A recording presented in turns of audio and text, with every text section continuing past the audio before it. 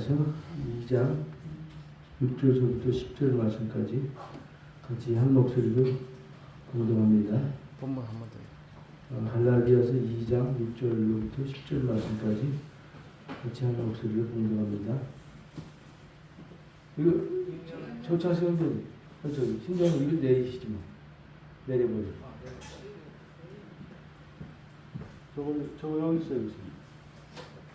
요거는 내리되는데. 예.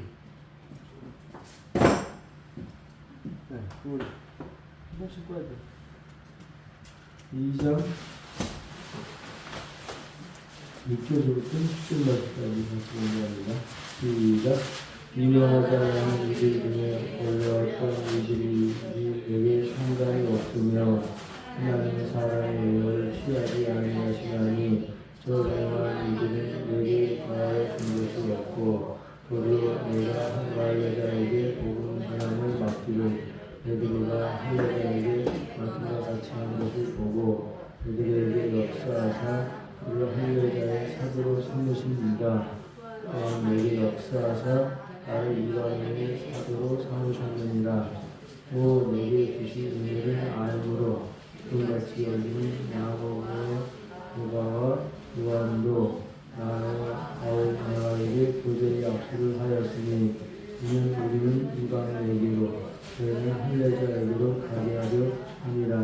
다만 우리에게 가난한 자들을 생각하는 것을 부탁하였으니 이것을 나도 원래 힘써 행하노라. 아멘. 오늘은 예루살렘 공회가 끝나가는 장면이에요. 사도행전 15장에 예루살렘 공회가 잘 기록되어 있는데 바나바 안디옥 교회에 율법을 가르치는 거짓 교사들이 들어와서 구원 받으려면 할례를 받아야 되고 율법을 다 지켜야 된다고 가르치는 것이 일어났을 때 바울이 거기에 대해서 반격하고 거기서 서로 심한 다툼이 있게 되자 이 안디옥 교회에서는 바나바와 바울을 예루살렘 교회로 파송해서 예루살렘 교회에서 결정하도록 하자. 이쪽은 예수 그리스도 복음으로만 예수 그리스도를 믿음으로만 구원받는다라고 바울은 주장했고 반대 율법 거짓 교사들은 할례와 또 율법을 지켜서 구원받을 수 있다고 말했기 때문에 서로 충돌이 일어났어요. 이 충돌 문제를 해결하려면 자체적인 교회에서 해결할 수가 없잖아요. 가장 모태 교회인 예루살렘 교회 그리고 사도들이 거기에 있잖아요. 그들에게 가서 판결을 받자라고 해서 오늘 예루살렘 교회를 바울과 바나바가 디도를 데리고 방문을 했을 때 사도행전 15장에 보면 결론이 잘 나와 있는데 오늘 그 결론을 내리는 장면이 나오죠. 먼저는 6절에 보니까 예루살렘 교회도 결론을 내렸잖아요. 오직 우리가 예수 그리스도의 믿음으로 은혜로 구원받는다라고 딱 결론을 내버렸어요. 그 외에 할례나 율법을 가르치는 율법을 지키는 것은 구원과 아무 상관이 없다라고 결론을 내려버렸습니다. 이것이 성령에 의한 결론이고 하나님이 결론 내주신 것이지 사람이 낸 것이 아니에요. 그래서 기독교가 오직도 탄생된 것이죠.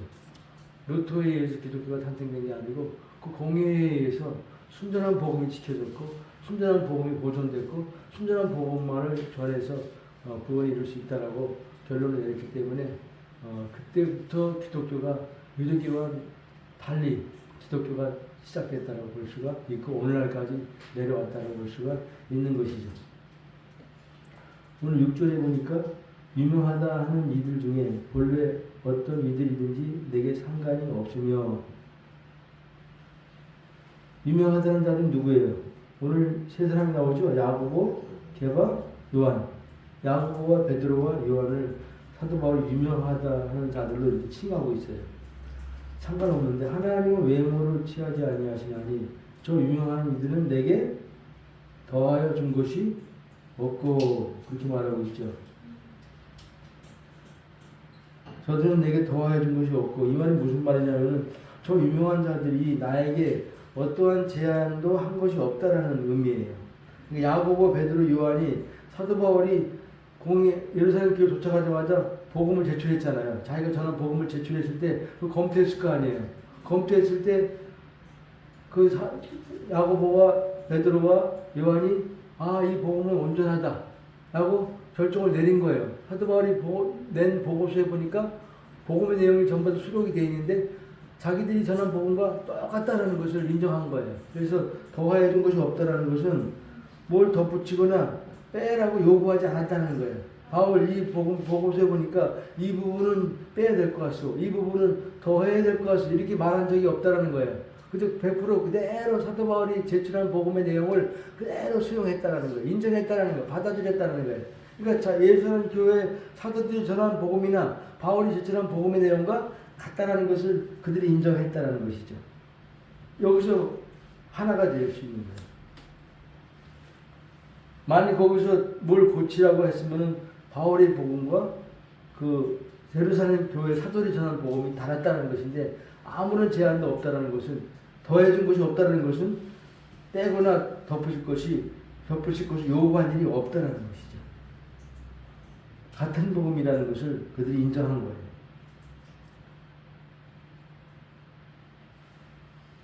그런데 그러면서 바울은 하나님은 사람을 외모로 보지 아니하신다라고 말합니다. 하나님은 사람의 외모를 취하지 아니하시나니 저 유명한 이들은 내게 도와준 것이 없고 그렇습니다. 하나님은 외모를 보지 않으시죠. 하나님은 그 사람의 겉사람, 겉모양, 학벌이나 성격이나 지위나 능력이나 재능이나 가능성이나 뒷배경이나 신앙 연조나 율법 행위 이런 그 사람의 겉모습, 겉모양, 겉에 드러나는 것을 보시지 않고 하나님은 뭘 보신다? 중심을 보신다 그랬죠? 3월 3장 16장 17절에 사람의 외모를 보거니와 하나님은 중심을 보시느니라. 하나님은 우리를 보실 때 중심을 보세요. 다시 말해서 나로 사는가 그리스도로 사는가 이걸 보시는 거예요. 내 인생 거짓된 나로 살면 꽝이에요. 거짓된 나로 살면 사망이에요. 거짓된 나로 살면 지옥이에요. 거짓된 나로 살면은 나오는 것은 육신의 썩은 열매만 맺게 돼 있어요. 반대로 내 중심에 그리스도가 사시면은 생명이에요. 천국이에요. 그리고 아름다운 열매가 저절로 맺혀지게 돼 있어요. 하나님은 우리를 보실 때 겉을 보는 게 아니고 속을 보세요. 중심을 보세요. 중심에 그리스도로 사는가 아니면 나로 사는가 이걸 보셔서 썩은 열매를 맺고 사는가 아름다운 열매를 맺고 사는가 이거 두 가지가 나로 사느냐 그리스도로 사느냐에 따라서 결정이 되는 거예요. 예수님이 누구든지 아름다운 열매를 맺지 못한 아무마다 찍혀불에 던지리라 라고 말씀하셨죠. 그러니까 나로 살면은 찍혀불에 던지는 종말이 오는 거예요. 나로 안 살고 누구로 산다? 그리스도로 살면은 아름다운 열매를 주렁주렁 저절로 맺혀지게 돼 있어요. 예수님도 철저히 자기 스스로 주체가 되어서 살지 않았어요. 자기 안에 계신 하나님으로 사셨다라고 성경은 여러 차례 말씀해주고 있습니다. 요한복음 5장 30절에 내가 아무것도 스스로 할 수 없노라. 요한복음 8장 28절에 내가 스스로 아무것도 하지 아니하고 오직 아버지께서 가르치신 대로 이런 것을 말하는 줄로 알리라. 요한복음 14장 10절에 내가 너에게 이르노니 스스로 내가 너에게 이르는 말이 스스로 하는 말이 아니라 아버지께서 내 안에서 그의 일을 하시는 것이라. 전부 다 스스로 하지 않았다라고 여러 차례 말씀하셨어요. 당신 안에 계신 아버지가 행하신 대로 가르치신 대로 말한 대로 그분은 따라 하셨다라는 것이에요. 그러니까 예수님은 스스로 아무것도 하지 않냐고 오직 하나님으로만 사신 분이에요. 그러니까 매 순간 나로 살지 않고 하나님으로 사셨던 예수님, 그의 삶을 보면은 하나님의 뜻을 다 이루셨고 아름다운 하나님의 열매를 그의 삶 가운데 풍성하게 맺혀드렸어요. 나도 마찬가지로 매 순간 나로 안 살고 그리스도로 살려면 어떻게 되는가? 나로 안 살고 그리스도 살려면 먼저 갈라져야 돼. 갈라져야 돼. 영과 육이 갈라져야 돼. 옛사람과 새사람이 갈라져야 돼. 속사람과 겉사람이 우리 속 안에서 쫙 갈라져야 이제 육으로 안 살고 영으로 살고 나를 안 살고 그리스도로 살고 옛 사람을 안 살고 새 사람으로 사는 것이 갈라지지 않으면 섞여 있으면은 100% 누구로 산다? 자기로 사는 거예요. 100% 육으로 사는 거예요. 섞여 있으면 혼합되어 있으면 갈라지지 않으면은 100% 옛 사람으로 사는 것이고 100% 겉사람으로 사는 거예요. 그러면 결국은 그 인생은 사망길로 가는 거예요. 나로 살지 않게 하시려고 십자가에서 나를 죽여 놓으셨잖아. 근데 여전히 나로 살아. 왜 그랬을까? 이 갈라지지 않아서 그래. 나로 살지 않고 이제 그리스도로 사는 생명의 삶이 우리 가운데 시작됐는데 여전히 혼합되어 있으니까 나와 그리스도가 영과 육이 옛사람과 새사람이 혼합되어 있으니까 정확하게 쫙 갈라지지 않으니까 여전히 육으로 살고 나로 살고 옛사람으로 살고 겉사람으로 살게 되어 있어요. 그건 망하는 삶이에요. 그럼 어떻게 순간순간 나로 안 살고 그리스도로 살고 영으로 살고 새사람으로 살 수 있을까? 갈라져야 돼. 갈라지려면 어떻게 해야 돼? 뭐가 확실해야 돼? 죽음이 확실해야 돼. 죽음이. 다른 거 없어요. 내가 2000년 전에 예수와 함께 십자가에서 못 박혀 죽었다라는 이 확실한 사실이 성령의 계시로 확실하게 계시를 알아지고 믿어지면은 그때부터 내 안에서 영과 육이 쫙 갈라져. 옛사람과 새사람이 쫙 갈라져. 나와 그리스도가 쫙 갈라져. 겉사람과 속사람이 쫙 나눠져. 그래 나눠지니까 이제 속지 않고 주님으로 살 수가 있다는 거예요. 그래서 갈라디아서 3장 1절에도 나와 있잖아요. 어디서 어리석도도 갈라디아 사람들아 예수 그리스도께서 십자가에 못 박히신 것이 너희 눈앞에 밝히 보이거늘 누가 너희를 깨더냐. 예수 그리스도께서 십자가에 못 박힌 것이 너희 눈을 밝히 보이거늘 그러니까 예수와 함께 내가 나의 옛사람이 죽은 것이 내 눈앞에 확실히 밝히 보이거늘 그 말이에요. 여러분 예수 그리스도와 함께 내가 죽었다는 사실이 내 눈앞에 확실히 보입니까? 아멘. 이게 보여줘야 돼. 성령께서 이걸 보게 하셔. 그전에는 예수님이 십자가 혼자 죽은 것만 알고 믿었어요. 내가 죽은 것도 전혀 몰랐어. 감춰져 있고 숨겨져 있던 비밀이에요. 근데 어느 순간 성령께서 빛을 비춰주시고 계시를 열어주시니까 아 예수와 함께 2000년 전에 나도 함께 같이 여기 포함되어서 같이 죽었구나라는 것이 눈에 확실히 보여지고 알아지고 깨달아지고 아멘 되어지고 믿어졌다고 말이에요. 그럼 누가 하시는 거예요? 성령이 계시를 해주셔야 돼요. 그렇지 않으면 절대로 예수와 함께 죽었다는 것을 알 수가 없어요. 예수 십자가에 죽은 것은 다 믿어. 다 고백해. 다 감사해. 다 찬양해. 그런데 예수와 함께 내가 죽은 것은 몰라. 근데 성경은 이걸 가르쳐줘. 성령은 이걸 깨닫게 해주셔. 예수 그리스도 죽을 때 혼자 죽은 게 아니고 너도 같이 포함되어서 같이 죽었어. 너도 연합되어서 같이 십자가에서 못 박고 죽은 거야. 이걸 성령께서 깨닫게 해주시고 계시로 열어주시고 보게 하시고 알게 하시고 믿게 하신다고 말이에요. 그러니까 누가 뭐래도 내가 나오더라도 그죠? 내가 나오더라도 나는 이미 2000년 전에 예수와 함께 십자가에서 못 박혀 죽었다. 이 사실이 흔들리지 않아야 돼. 뭐가 나와도 내가 나와도 죽은 내가 나와도 그것이 2000년 전에 나는 옛사람이 죽었어. 확실히 죽었어. 분명히 죽었어. 예수와 함께 죽었어. 틀림없어. 성령께서 알려주시는 말미암아 이 흔들림이 없어야 된다는 말이에요. 그러면 예수와 함께 내가 십자가에서 죽었구나. 100% 죽었구나. 완전히 죽었구나. 죽어서 장사돼서 시체가 되어서 끝났구나. 뭐가? 나의 옛사람이 내가 내 자아가 이렇게 죽었구나. 이것이 확실히 알아지는 순간 내 속에서 영과 육이 쫙 갈라지고 나와 그리스도가 쫙 갈라지고 내 사람이 쫙 갈라져서 이제는 속지 않게 되는 거예요. 지금 많은 사람들이 이걸 모르니까 죽어버린 자기로 살아. 그 사람은 꽝일까? 공일까? 완전히 꽝이에요, 꽝. 죽어버린 자기로 사니까 헛된 삶을 사는 거예요. 거짓된 삶을 사는 거예요. 속아 사는 삶이에요.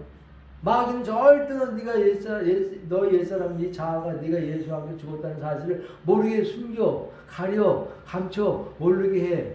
왜? 계속 죽은 옛사람을 살게 하려고. 헛된 삶을 살게 하려고. 거짓의 삶에 속아 살게 하려고. 많은 인생 헛되고나 모든 것이 헛되고나 이 소리 죽을 때 고백하게 하려고 마귀가 속이는 거예요. 감추는 거예요. 가리는 거예요. 숨기는 거예요. 그래서 성령은 이걸 밝히 깨닫게 해주시고 밝히 드러내시고 십자가 예수와 함께 죽었다는 사실을 밝히 분명하게 눈앞에 보이도록 해주신다 그 말이에요. 이걸 모르는 사람들이 수두룩해. 전하지 않아서 그래. 마귀가 가려놨기 때문에 그래. 이미 이루어진 사실이야. 2000년 전에 예수와 함께 십자가에서 예수와 함께 이미 우리 죽었어요. 100% 죽었어요. 끝났어요. 이제 제 사람으로 살 수가 없어요. 이제 그리스도로 사는 거예요.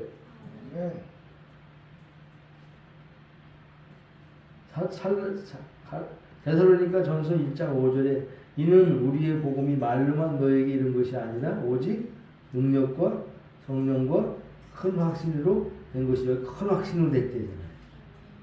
성령과 큰 확신으로 우리 복음이 말로만 너에게 이른 것이 아니라 오직 능력과 성령과 큰 확신으로 내가 십자가에서 예수와 함께 죽었다는 것이 흔들릴 수 없는 큰 확신으로 우리 마음에 믿어져야 되는 거예요. 이 믿음을 성경은 무슨 믿음이라 그래? 그리스도의 믿음, 계시의 믿음이라 그래. 내가 예수와 함께 십자가에서 함께 죽었구나 이걸 알아주고 깨달아주고 믿어지는 믿음이 왔을 때 이것을 그리스도의 믿음을 왔다라 그래. 계시의 믿음이 왔다라 그래. 여러분 왔어 안 왔어요? 왔어요. 저에게도 왔어. 이걸 몰랐어 저는. 한 30년 넘게 몰랐어. 어느 순간에 성령께서 이걸 확 커튼을 열어서 안에 있는 거 보여주시 십자가의 재질을 확실히 깨달아지게 하셨다고 말이에요. 그 이유는 의심이 없어. 흔들리지가 않아. 내가 나오더라도 죽은 게 사실로 알아져. 상관없어. 네. 어떤 사람은 자기가 나온다 그래서 안 죽었대. 속는 거야, 속는 거야? 네. 속는 거야. 나가 나올 수 있어요. 육이기 때문에, 육을 갖고 있기 때문에. 마귀가 속이는 거예요. 나 아직 안 죽었네. 계속 내가 나오는 거예요. 혈기가 나오고, 미움이 나오고, 성질이 나오는데 어떻게 죽었어? 그건 속는 거예요. 이미 뭘 붙들어야 돼? 사실을 붙잡아, 사실. 말씀의 사실을 붙잡아야 돼. 사실이 중요한 거예요. 이루어진 사실. 2000년 전에 하나님께서 이미 이루신 사실을 붙잡는 게 중요해요. 거기 뿌리를 내리시면은 흔들림이 없어요.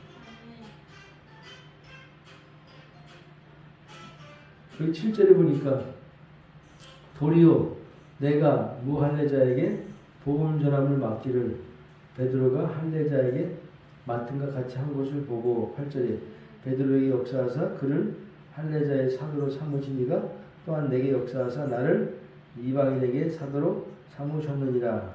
여기 복음이라는 단어가 나오죠. 무슨 색깔이에요? 복음 2장 7절에 빨간색이죠? 여기 빨간색인데 이거 지금 페인트 색깔이 흐려져서 그래.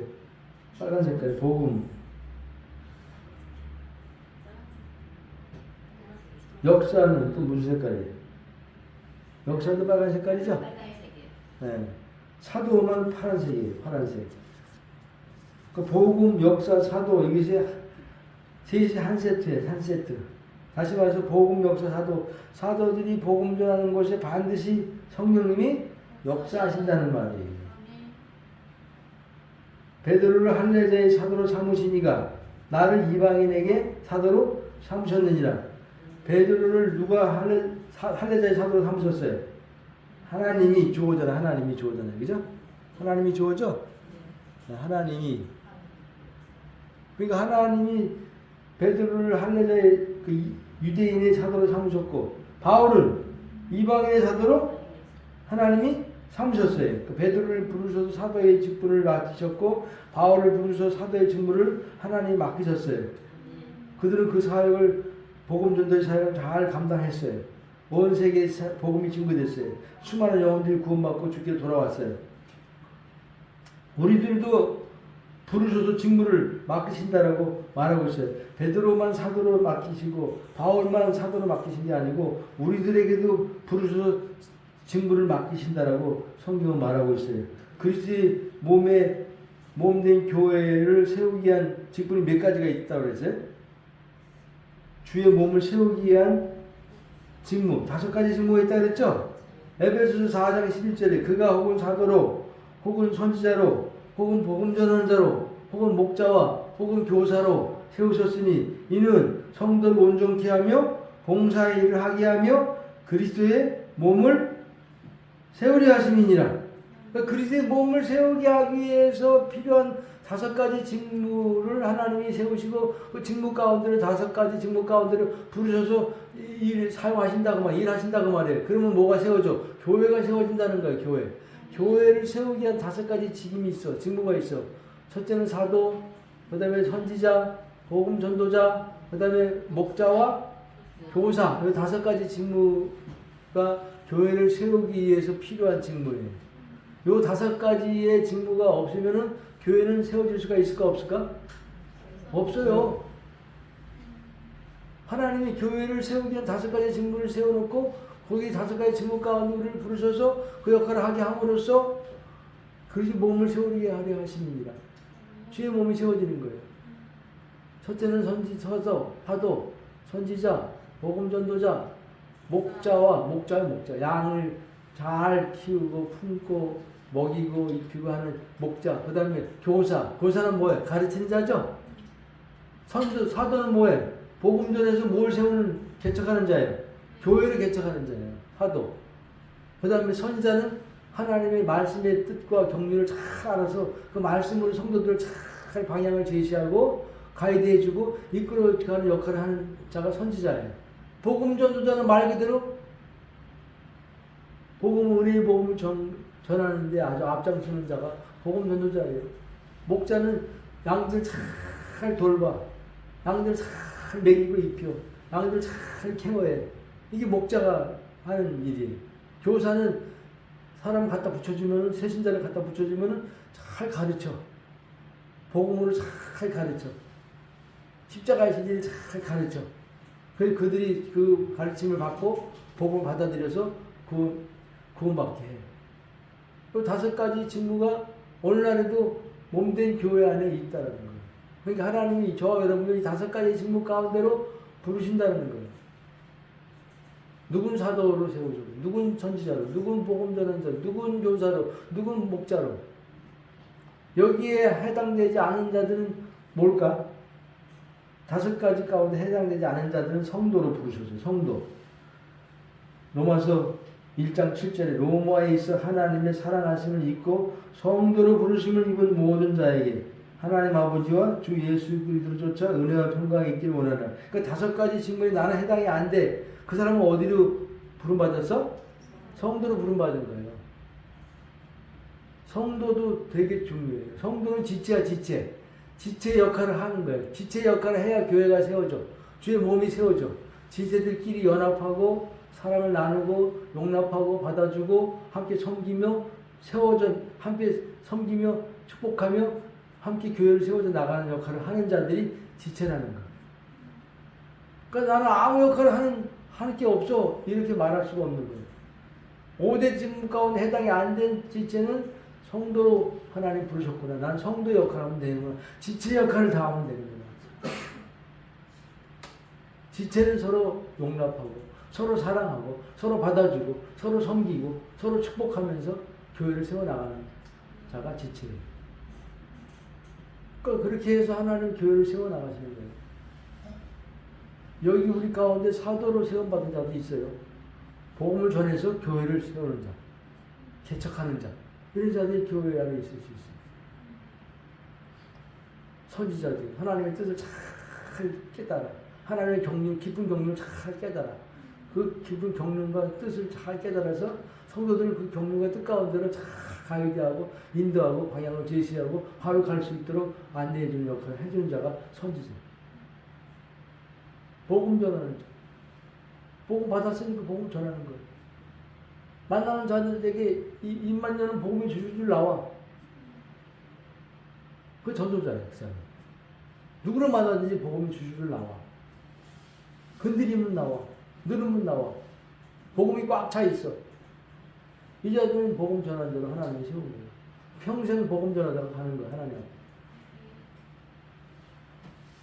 그러니까 이것을 아직 내가 하나님 부르신 증거 알지 못한다면은 누가 알려주세요? 교회의 머리는 누구야? 그리스도예요. 그리스도가 각 자들에게 알려주세요. 목사님이, 집사님, 권사님, 자매님, 형제님, 사도 이렇게 알려주는 게 아니에요. 목사님이 세우는 게 아니에요. 교회의 머리이신, 몸의 머리이신 그리스도가 각자 직임자를 세우시는 거예요. 알려주시는 거예요. 깨닫게 해서 알게 하세요. 이걸 소홀히 하면은 뭐가 돼? 직무 유의가 되는 거예요. 직무 유의. 내가 너를 사도로, 너를 선지자로, 너를 교사로, 너를 목자로, 너를 복음전도 세웠는데 넌 그동안 뭐 했냐? 이 땅에 우리를 남겨주시고 천국으로 데려가지 않은 이유가 교회를 세우는 일 하기 위해서 우리를 이 땅에 남겨주셨다고 보는 거예요. 다른 거 없어요. 하나님은 가능하면 이 땅에 주님의 몸된 교회가 영광스럽게 세워지는 거기에만 주님의 관심과 갈망과 소원과 모든 것이 다 있어요. 그 일에 우리를 부르셨다는 거예요. 동참하도록. 얼마나 영광스러운 부르심이에요. 남은 생에는 교회를 세우는 일에 5가지 직무 가운데 내가 하나가 포함됐구나라는 것을 깨닫고 그 일에 매진하는 거예요. 그 일에 자기의 삶을 드리는 거예요. 시간 드리고 물질 드리고 에너지 드리고 전부를 드리는 거예요. 하나님 나를 사용하도록 나를 내어 드리는 거예요. 그 주님이 역사하세요. 일하세요.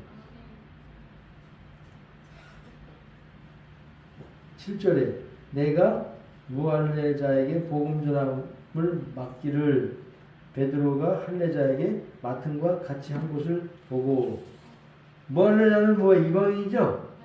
할례자는 누구예요? 유대인이죠? 내가는 바울이야. 내가 무할례자에게 복음 전함을 맡기를 하나님이 이방인들에게는 바울을 맡기셨어요. 바울에게 이방인들에게 복음 전함을 맡기셨어요.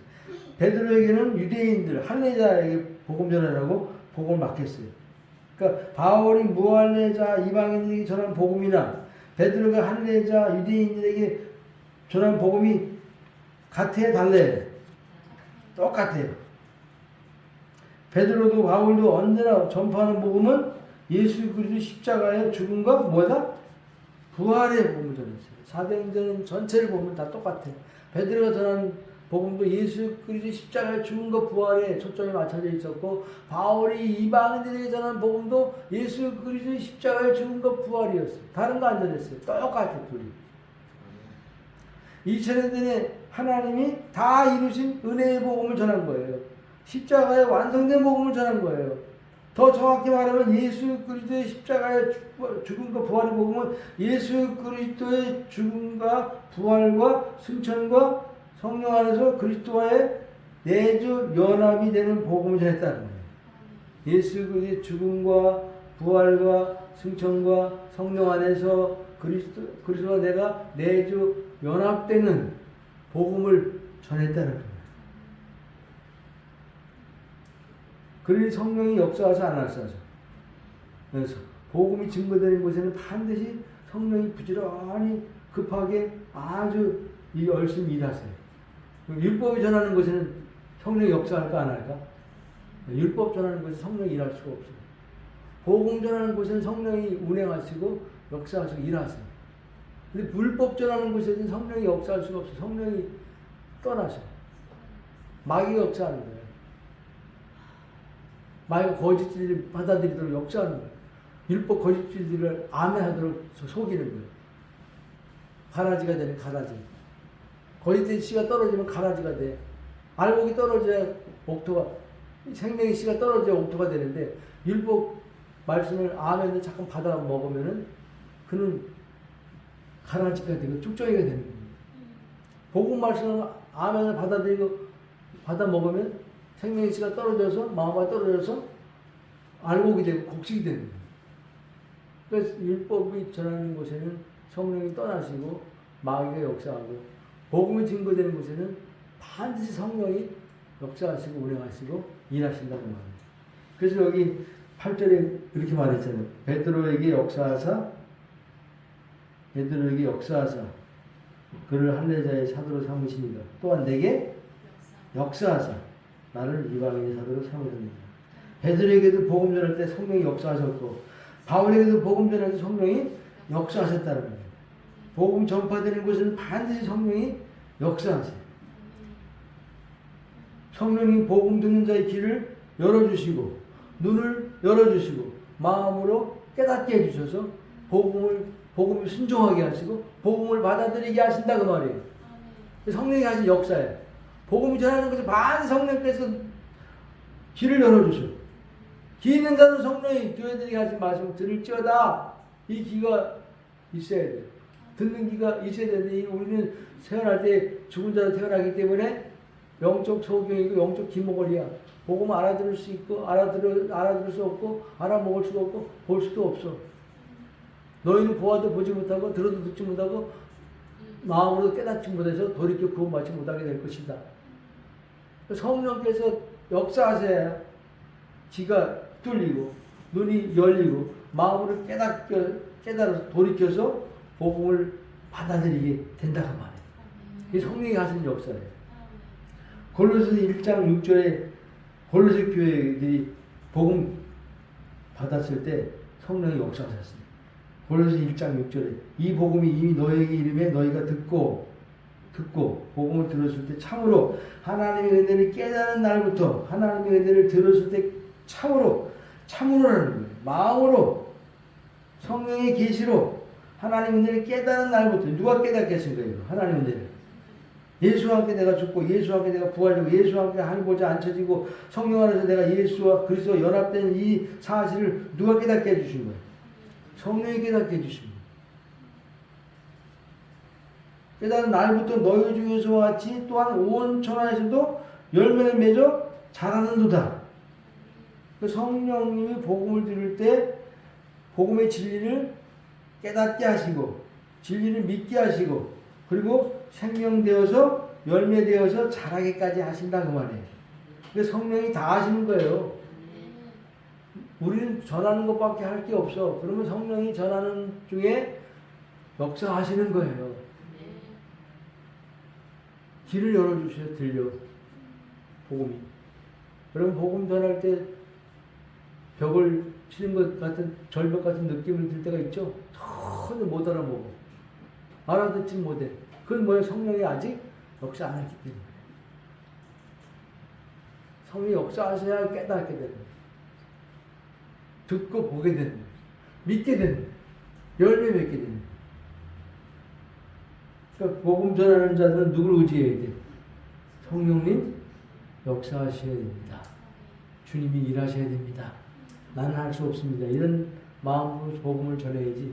내가 그를 설득시켜가지고 논리로 이론으로 설득시켜서 복음을 무릎 꿇게 하려고 하면은 할 수가 없는 거예요. 단지 입을 열어서 나팔로 복음을 증거하기만 하면 돼. 그리고 성령을 의지하면 성령이 그 다음은 다 하세요. 귀를 열게 하시고 눈을 열게 하시고 마음으로 깨닫게 하시고 돌이키게 하시고 복음 앞에 순종하게 하시고 복음을 받아들이게 하신다고 말해요. 그래서 우리도 여기까지 온 거예요.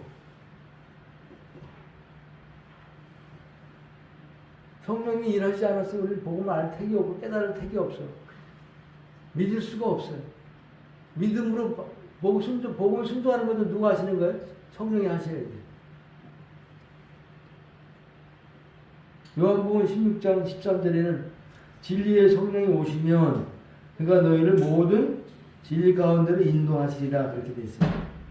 성령이 우리 안에 오셔서 모든 진리가 뭐예요? 모든 진리 가운데로 성령이 인도하신대. 모든 진리가 뭐예요? 예수 그리스도 십자가의 죽음과 부활과 승천과 내주 연합의 진리가 이게 진리야. 모든 진리 가운데 인도하신다는 것은 성령이 우리 안에 오셔서 예수 그리스도 십자가의 죽음과 부활과 승천과 내주 연합의 진리를 우리 안에 오셔서 뭐하게 하신다? 실제화시킨다는 거예요. 실제화시킨다는 거예요. 복음을 실제화시키고 실제가 되게 하시고 복음을 경험하게 하시는 일을 성령이 하신다는 거예요.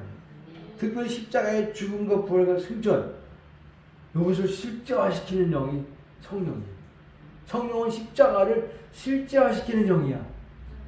성령이 뭐 받으면은 뭐 진동을 하거나 뭐 방언을 하거나 뭐 예언을 하거나 뭐 환상이 계시கள் 이런 게 아니에요. 내주하신 성령이 오시면은 다른 거 하는 게 아니에요. 모든 진리 가운데 인도하신대. 모든 진리가 뭐예요? 십자가의 죽음과 부활과 승천이지. 그 십자가의 죽음과 부활과 승천을 우리 안에서 실제화시키는 영이 성령님이에요. 왜 이게 가능할까? 예수님이 십자가에 죽으실 때 그 안에 성령님이 계셨어, 안 계셨어? 계셨어요. 그러니까 십자가의 죽음과 부활과 승천을 예수님 안에서 성령님이 다 경험하셨어. 경험하셨으니까 우리 안에 오셔서 이걸 경험시킬 수가 있는 거예요. 당신이 십자가에 예수님 죽을 때 그 안에서 다 경험하셨기 때문에 죽음과 부활과 승천을 우리 안에 오셔서 이걸 경험시킨단 말이에요. 실제화시킨다고 말이에요. 실제되게 하신다고 말이에요. 맛보게 하신다고 말이에요. 아, 예수와 함께 죽었구나 이것을 알아지게 하시고 믿게 하신다고 말이에요. 성령이 오시지 않으면요, 십자가는 절대 실제가 없고 지식이야. 지식. 예수와 함께 죽었대. 그래서 끝나는 거 지식이야. 지식은 실제랑 달라요. 지식은 지식일 뿐이야. 실제가 생명이야. 성령이 역사하신다는 거예요. 그러니까 성부 하나님은 계획하시고, 그죠? 성자 예수님은 십자가에서 하나님의 계획을 실행하셨고, 성령 하나님은 우리 안에 오셔서 예수님이 십자가에서 이루는 죽고 부활 승천을 우리 안에서 실제화시키는 영이시다 그 말이에요.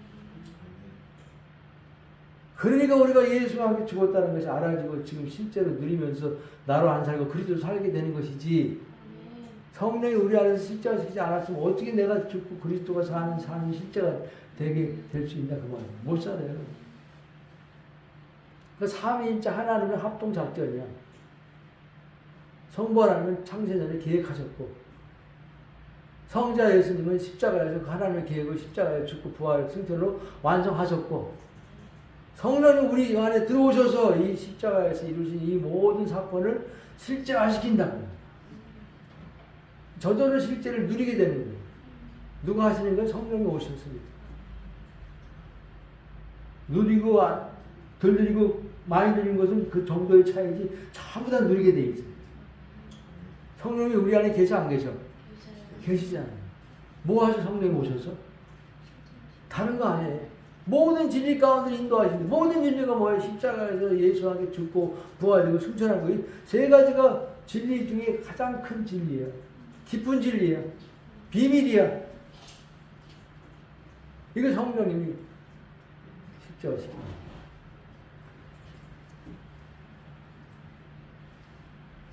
9절에 또 내게 주신 은혜를 알므로 기둥같이 여기는 야고보와 게바와 요한도 나와 바나바에게 교제 약속하였으니 이는 우리는 이방인에게로 저희는 할례자에게로 가게 하려 합니다.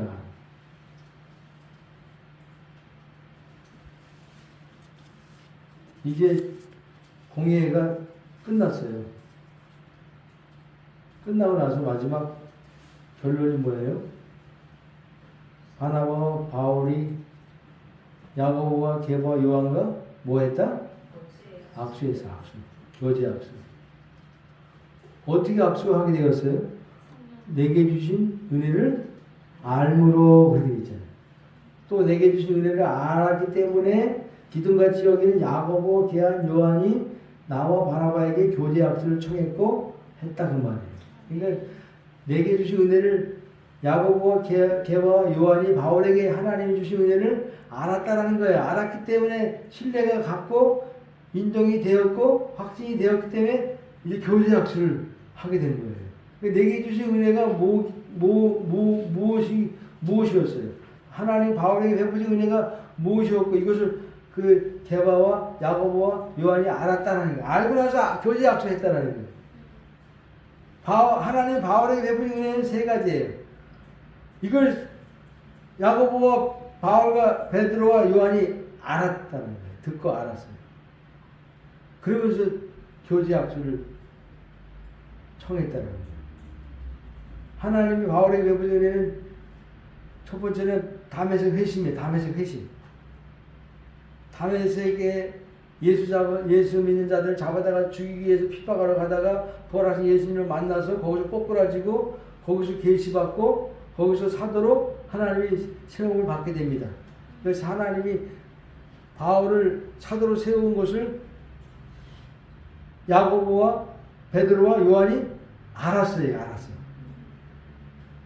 사도행전 9장에 보면 바나바가 변호를 하는 내용이 나와요. 베드로와 야고보 요한에게 바울을 변호해주는 내용이 나와요. 이 바울은 다메섹에서 꼬꾸라져서 빛 가운데 주님 만났고 그때 주님이 사도로 바울을 세우셨습니다. 그리고 그 이후로 복음을 전하는 일을 했습니다라고 바나바가 이 야고보와 베드로와 요한에게 변호해주는 내용이 나와요. 그때 들은 거예요.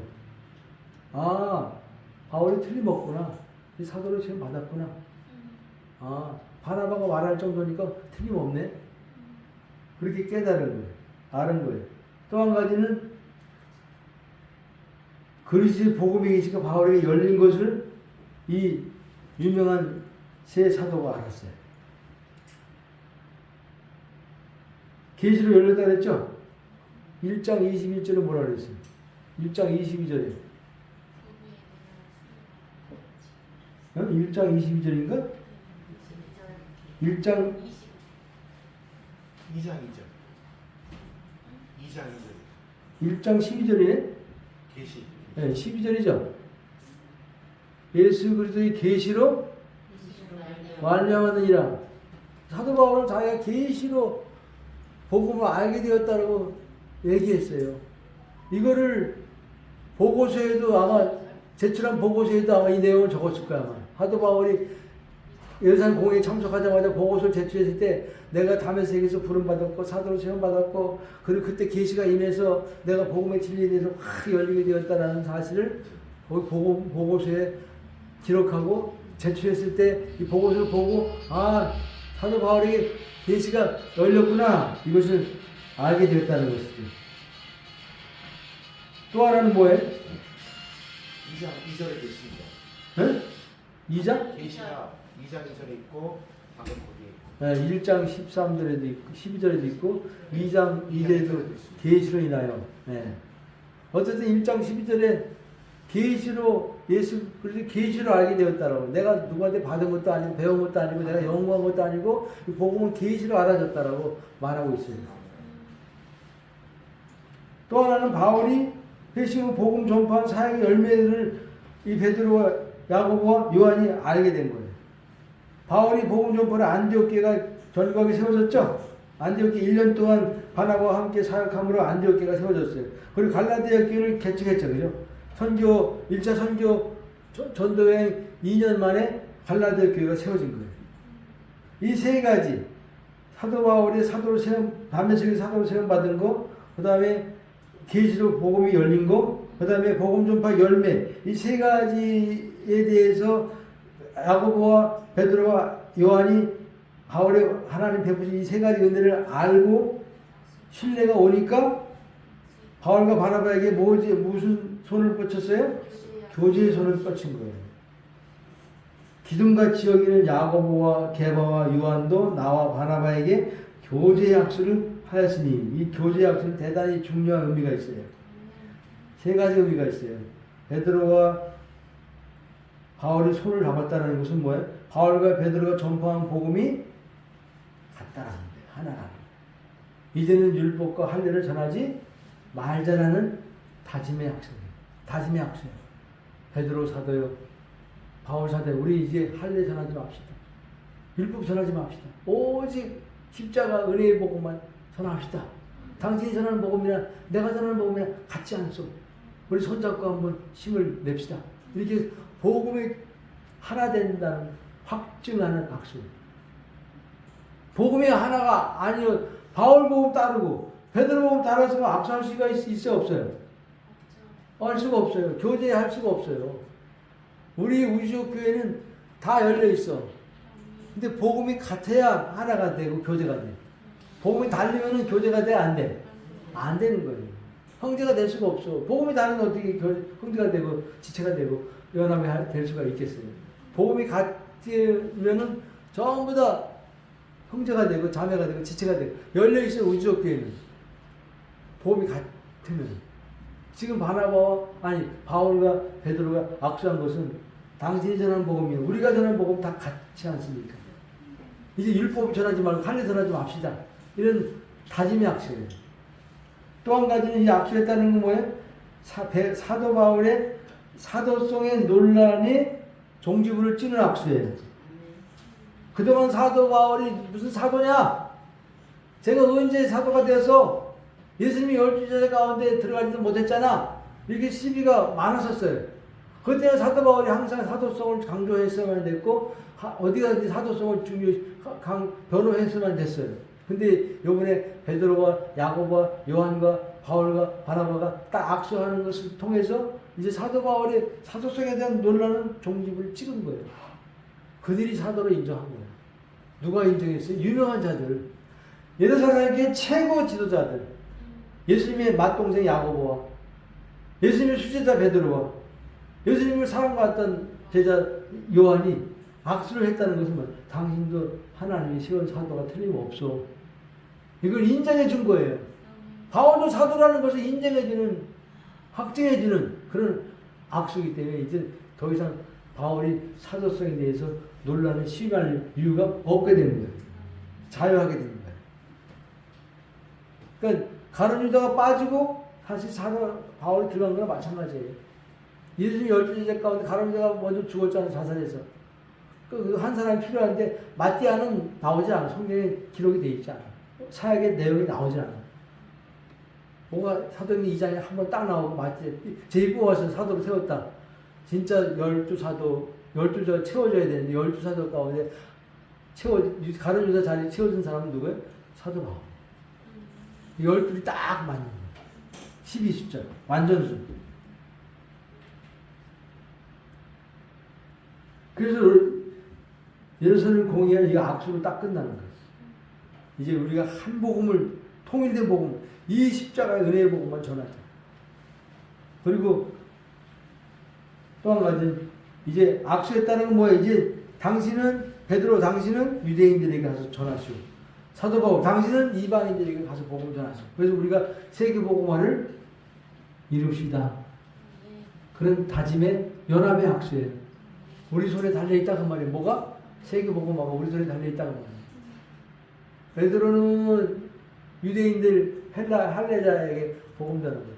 바울은 무할례자들 이방인들에게 복음 전하기를 서로 다짐했어요. 그래서 서로 경쟁하지 말고 다투지 말고 서로 협력하고 연합해서 세계복음화를 이룹시다. 네. 이렇게 다짐의 악수를 한 거예요. 얼마나 멋진 장면이에요. 우리는 연합해야 돼. 우리 우주적 교회의 이 은혜의 복음도 이 지구상에 여기만 복음을 전하는 데가 아니죠. 그죠? 하나님 복음 전하는 곳에 수태 세웠어. 전 목사님은 복음 전하는 게 아니에요. 수태 지구상에 곳곳에 하나님 이 은혜의 복음, 완전한 복음을 십자가의 복음을 전하는 곳을 세워놨다고 말해요. 그들과 연합해야 돼? 안 해야 돼? 해야 돼요. 복음이 같다라면 무조건 손잡아야 돼. 복음이 틀리면 손잡으면 안 돼. 손을 끊어야 돼. 그러나 복음이 같으면 누구라도 손잡아야 돼. 손잡고 같이 연합해서 힘을 합쳐서 뭘 이루어야 돼? 세계 복음화를 이루어야 돼. 이게 하나님의 갈망이고 소원이고 우리를 향한 분부고 명령입니다. 그러니까 우리는 이 복음을 아는 것으로 내가 이 복음 생명을 누리는 것으로 끝나면 안 돼. 이제는 무슨 부담감이 있어야 돼? 세계에 이 복음을 전해서 수많은 영혼들을 그리스도 안으로 들어오게 해서 살리는 일을 내가 해야 되겠다. 이런 거룩한 부담감이 우리 안에 있어요. 지금 이 완성된 복음이 국내로 퍼져가는 정도가 아니에요. 지금 호주에도 뉴질랜드에도 중국에도 지금 복음을 들여갔어. 그 다음에 미국에도 이제 곳곳에 전 세계 가운데 복음 퍼져나갈 거야. 이제 전 목사님은 외국 가면 되겠어 안 되겠어? 여러분들도 같이 가야 돼. 네. 내년에 미국 갈 때 같이 가시고, 내년에 호주 갈 때도 같이 가시고, 또 중국 갈 때, 중국에도 지금 복음이 증거됐더라고. 네. 조선동포인데 아주 인텔이에요. 공산당원들이 보니까. 그들이 아주 굉장한 사람들인데 이 복음을 들었어요. 두 사람. 이제 시작됐어. 네. 그들 가운데 복음 들리니까 지금 스카이프를 하더라고, 목사님들. 이제 복음이 퍼지면 15억 인구가 달려있어요, 우리에게. 네.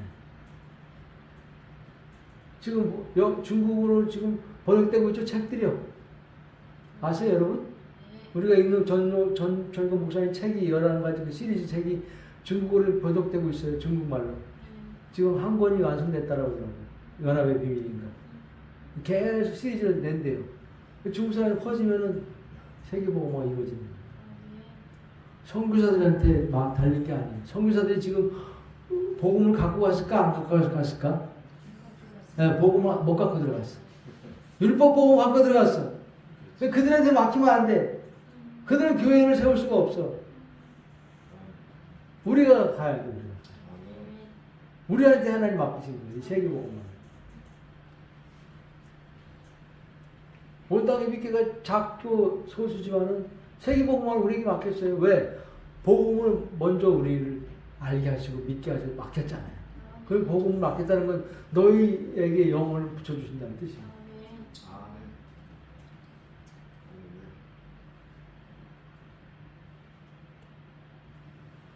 10절에 보면 다만 우리에게 가난한 자들을 생각하는 것을 부탁하였으니 이것을 나도 본래 힘써 행하노라.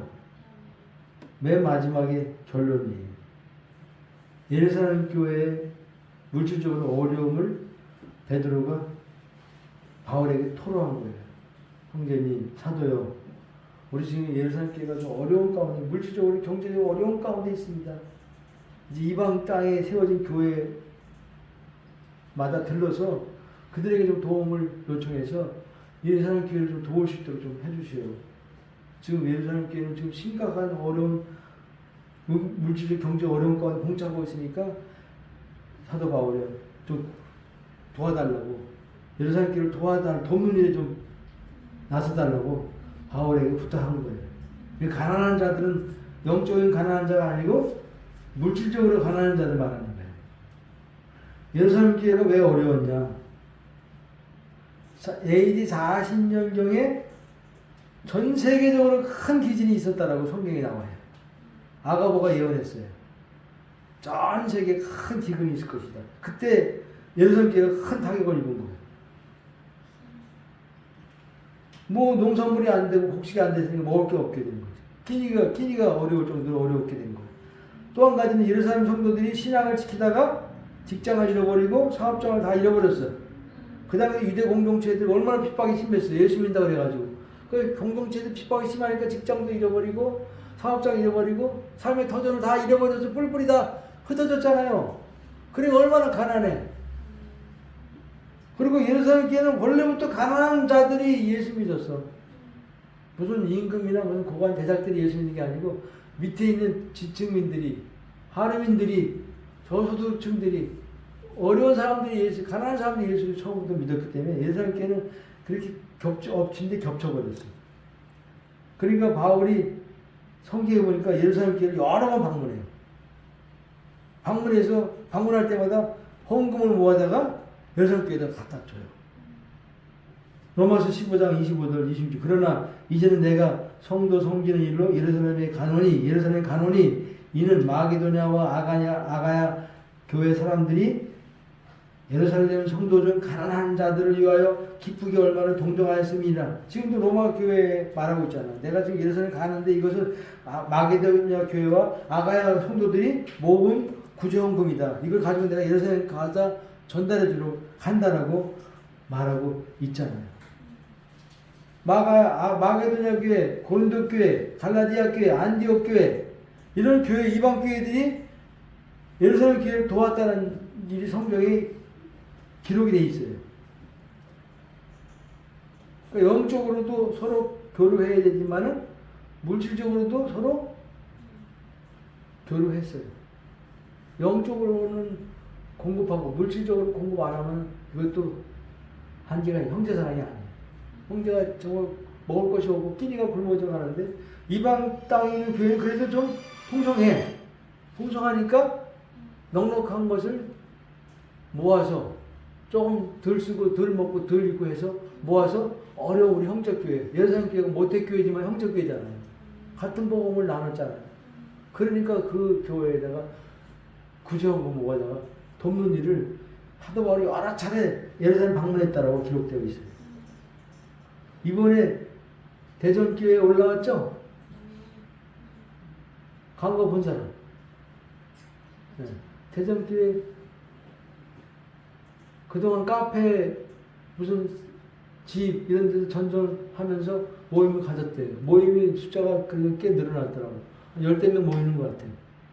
한영식 목사님이 인도자인데 거기가 지금 카페에서 모이니까 시끄럽기도 하고 시간이 제한되어 있을 수밖에 없고 방해가 되기도 하고 근데 어디 모일 때가 마땅치 않나 봐요. 이번에 결정을 내렸어. 그리고 기도 제목을 올려놨어.